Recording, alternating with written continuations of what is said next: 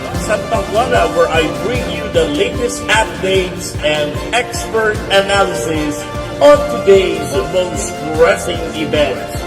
Stay tuned as I delve into stories shaping our world with insights from Dr. Mike Santa Juana, your trusted source for informed perspective.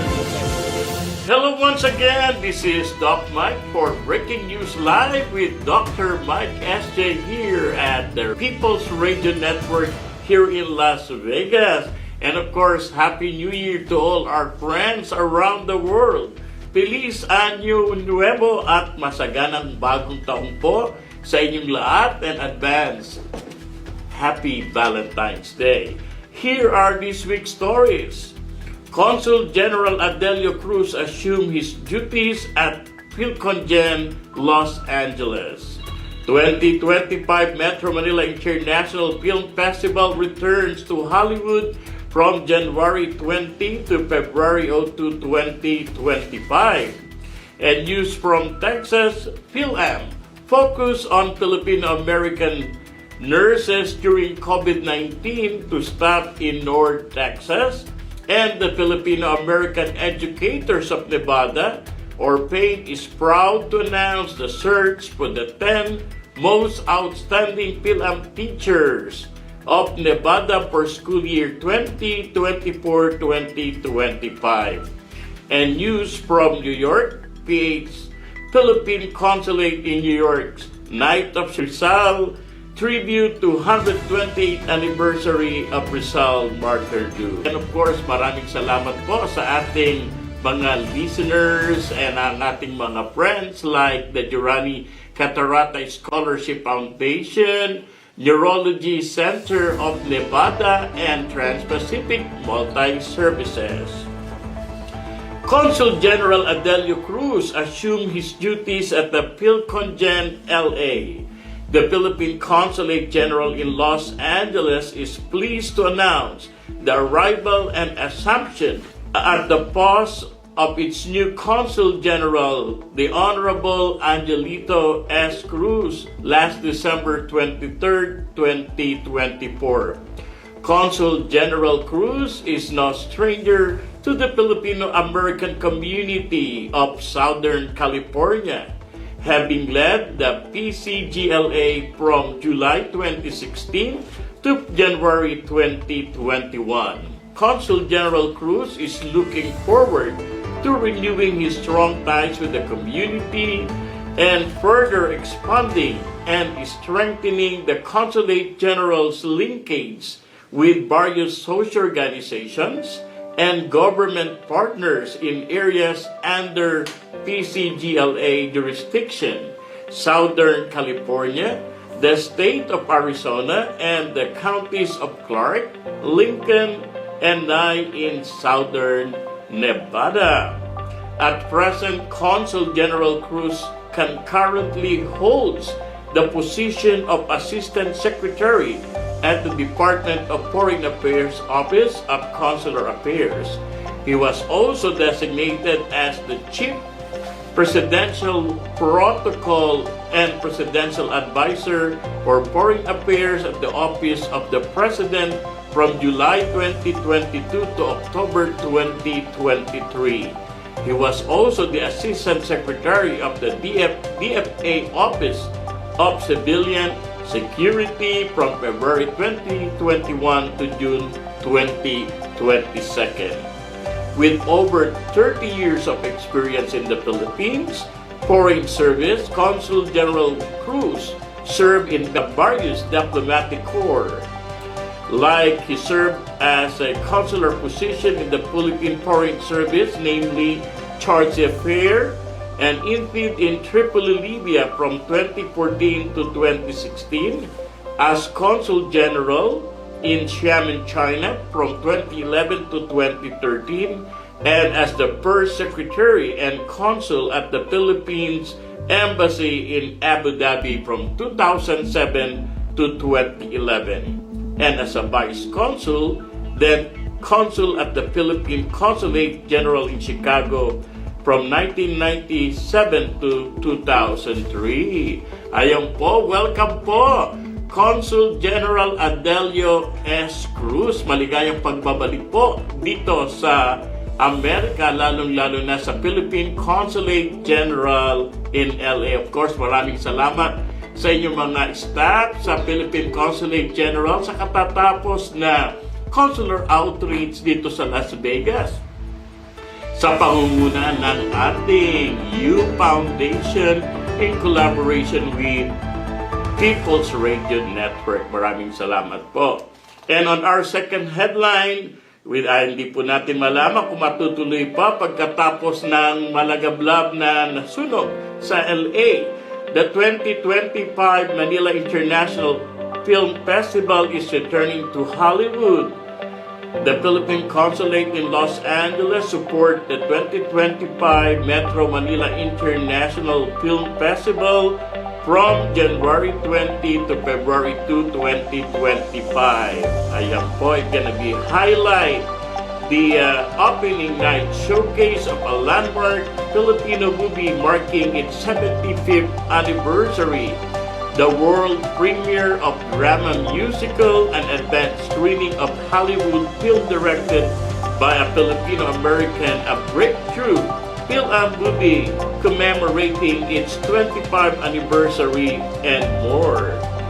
It celebrates also the support of Philippine cinema held last January 20 to February 2025 is screening at the TCL Chinese Theater in the heart of Hollywood and a glamorous star-studded gala at the Hilton Beverly Hills, the home of the Golden Globes. Ayan po.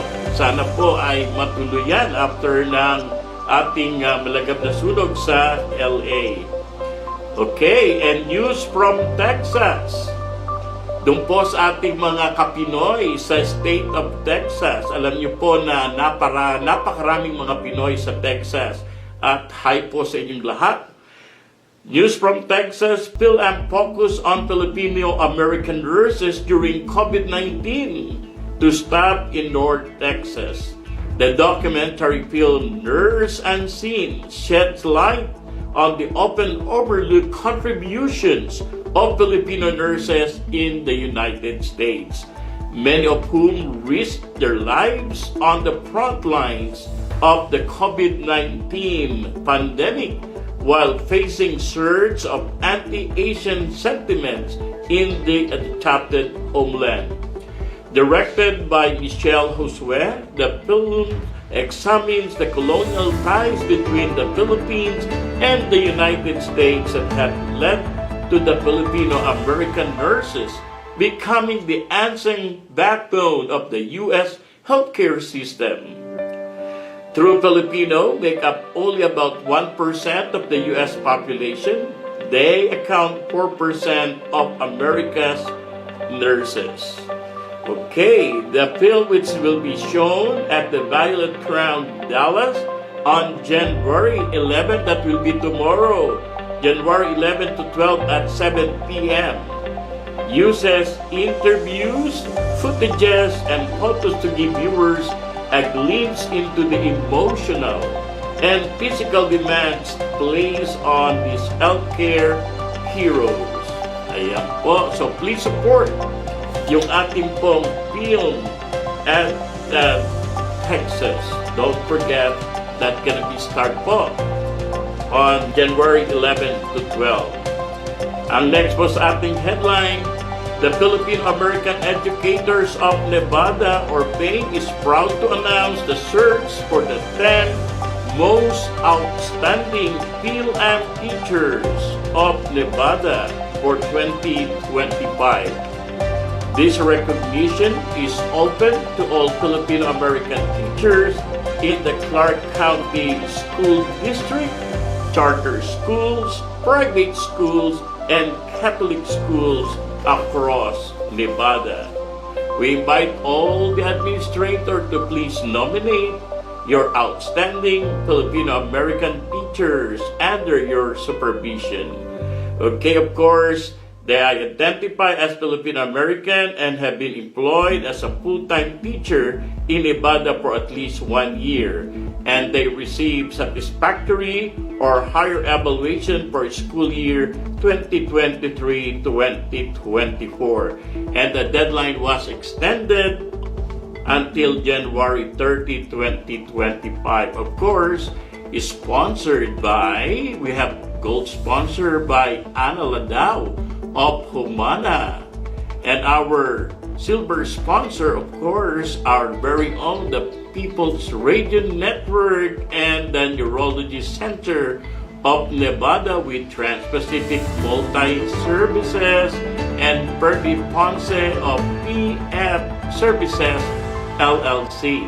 And of course, for our bronze sponsor, we have Napa, Nevada, and in-kind sponsor with PHLB Radio and Philippine Times of Southern Nevada and Bian Kadyansa Kalipusan. Maraming salamat po. And news from New York. The Philippine Consulate in New York Knights of Rizal led tribute to the 128th anniversary of Rizal's Martyrdoom. The Philippine Consulate General in New York and the Knights of Rizal New York chapter commemorated the 128th anniversary of Dr. Jose Rizal's martyrdom with a solemn wreath-laying ceremony at the Philippine Center in New York last December 27, 2024. Ayan po, congratulations to the Knights of Rizal. Here also in Las Vegas, we have also the active participation of the Knights of Rizal. Of course, ang mga adikain ng ating pambansang bayani, God, Jose Rizal. And of course, would like also to announce the Sinulog Parade and Procession on January 26 at St. Therese Catholic Church. Ayan po, of course, this year, Sinulog Queen is none other than Lexi Yu. Yan po. Please support ang Sinulog Festival. If we have the annual Sinulog Festival in Cebu, we have also the annual Sinulog Festival here in Las Vegas. Ayan. At bilang pong pagpapatuloy, sana patuloy ninyong suportahan ang Breaking News Live with Dr. MikeSJ. But of course, before I go for this segment, marami pong salamat at binabati natin ang lahat ng mga nagdiriwang ng mga kaarawan. Once again, maraming salamat po sa inyong pagsubaybay hanggang sa muli. Ito po ang inyong kaibigan, this your friend, your host of Breaking News Live with Dr. MikeSJ, Dr. Mike Santawana, and the People's Radio Network, of course, with my Chief Executive Officer, none other than Dr. Jun Yu. Hanggang sa muli. Bye, everyone!